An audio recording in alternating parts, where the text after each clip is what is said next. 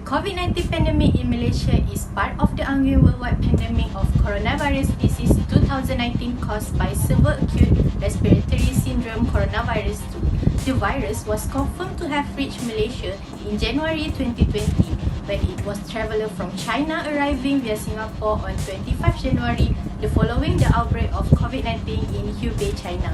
Reported cases remain relatively low and were largely confined to imported cases until localized cluster began to emerge in March. The largest cluster was linked to a tabligh Jamaah religious gathering held in Sri Petaling, Kuala Lumpur in late February and early March, leading to massive spike in local cases and exportation of cases to neighbouring countries. Within a week, Malaysia had recorded the largest cumulative number of confirmed COVID-19 infection in Southeast Asia, reaching the 2,000 active cases marked by the end of the March, from fewer than 30 cases at the beginning of the month. By 16 March, the virus was reported in every state and federal territory in the country. The medical response to the outbreak is overseen by Director General of Health Dr. Nur Hisham Abdullah under the Health Ministry of two successive governments. Preparation to stockpile equipment, detect and monitor cases, and treat COVID-19 patients were reported to have been initiated as early as 6 January 2020 following a World Health Organization WHO report on a late December 2019 outbreak of phenomena of unknown case in Wuhan City, Hubei. As jumps in case began to occur in early March, and the Yang di-Pertuan Agong expressed great concern over the escalation of the outbreak. Measures to combat the outbreak were later announced by the Prime Minister of Malaysia via live nationwide telecast on 13 March 2020. By 16 March, the Nationwide Movement Control Order (MCO) intended to mitigate the spread of COVID-19 through social distancing was announced to last between 18 and 31st March. The Attorney General Chamber also published a Federal Gazette on 18 March 2020 that restricts individuals from travelling to other states that have been declared as coronavirus-affected areas.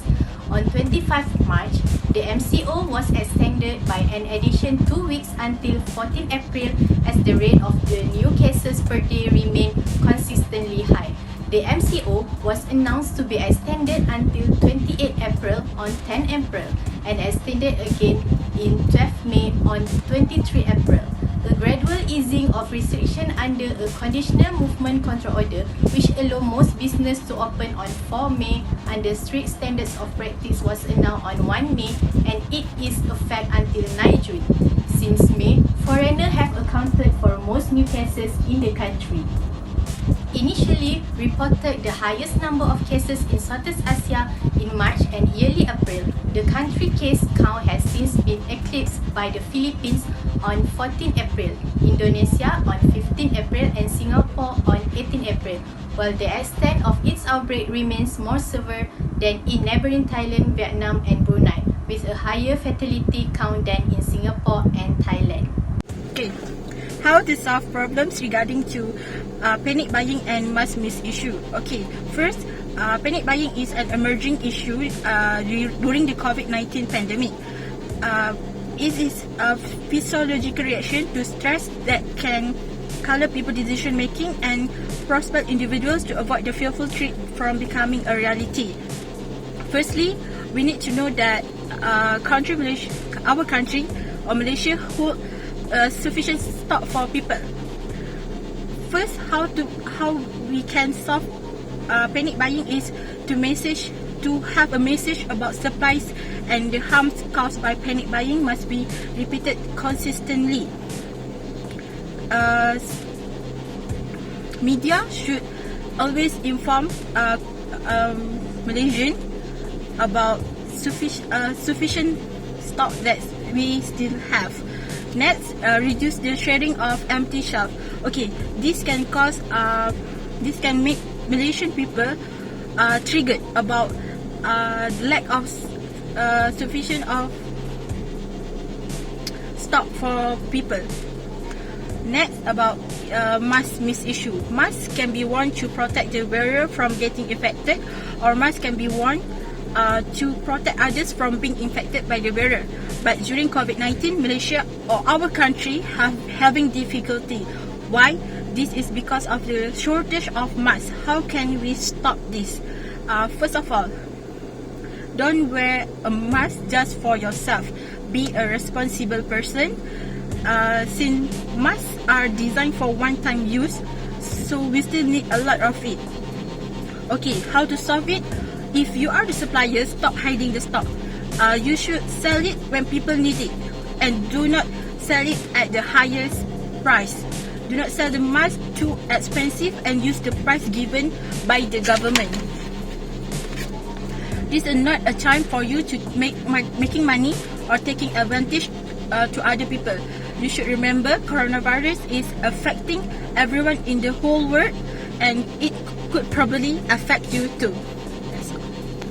The very first cases of COVID-19 in Malaysia was detected on 24 January 2020. The WHO country in office has been working closely with the Ministry of Health to respond to this outbreak. But the second wave of COVID-19 in Malaysia regarding the Tablet cluster in Petaling Jaya Street, we reached the highest point of COVID-19 cases in Malaysia on 4th of June 2020, which is 277 cases recorded in that day. But mostly it is from detention depot, not from our citizens. But after that, we began to reach the lowest point of cases of COVID-19 in Malaysia, which is under 20 cases.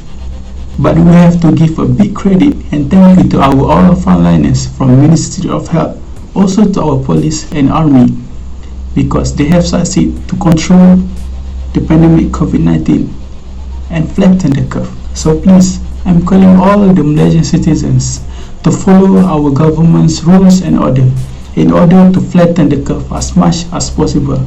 Together, we Malaysians can fight the COVID-19.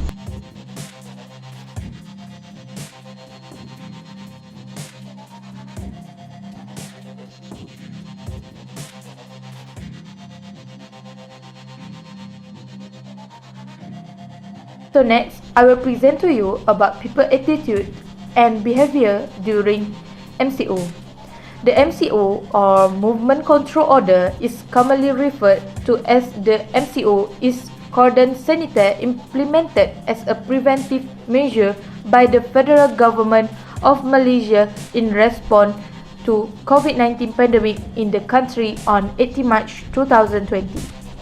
During MCO, panic buying occurs among Malaysian consumers who are no different from many people in other countries in the same situation rush to supermarket, sundry shop and convenience store to buy necessity in excess of their normal requirement. It is fear of missing out when people panic buy and they feel justified in doing so. They are of the view that if you don't act, you will be left with nothing to buy. Luckily, no untoward incident has been reported so far. Then, there are also people that does not obey with a movement control order instructed by our government. In the first week of MCO was implemented, there is still people going out more than they should, eating at restaurants or hanging out with their friends or family members when they were supposed to be stay at home. During the COVID-19 event, it is important to ensure good personal hygiene to prevent spread.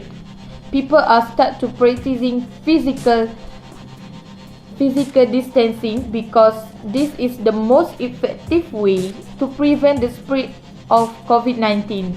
Malaysians also need to practice new norms in their life, such as wash their hand often with soap and water for at least 20 seconds, especially after going to the bathroom, before eating, and after blowing their nose, coughing or sneezing. If a soap and water are not readily available, use an alcohol-based hand sanitizer with at least 60% alcohol. People also need to wearing a face covering whenever they leave home for an essential activity. Lastly, people need to stay at their home due MCO, and it might be getting feeling bored. However, there are a lot of people that very creative and did create activity to do with their family member, such as playing classic card game, watch old movie, Zumba activities, and lunch dinner together. Malaysians must obey the government order to stay at home and help our frontliner to break the change of the COVID-19. I'm going to talk about the factor related to the attitude during this pandemic. The ability of Malaysia in handling this crisis is 98.9%. We can see the way the Malaysian government handle this disease is 89.9%. Most people taking precaution such as avoiding the crowds and practicing proper hand hygiene in take care of their health. Even though there were many people have positive attitude toward the MCO that had been implemented by the government, there are few people who does not really follow the MCO. This is because there is hard in accepting the change after the COVID-19 happened. And why they have a negative attitude? It is because they were so comfortable with the structure and condition before the COVID-19 happened. Another reason why the people does not follow the MCO, it is because of lack of the knowledge and neglected the advices that have been given by our ministry.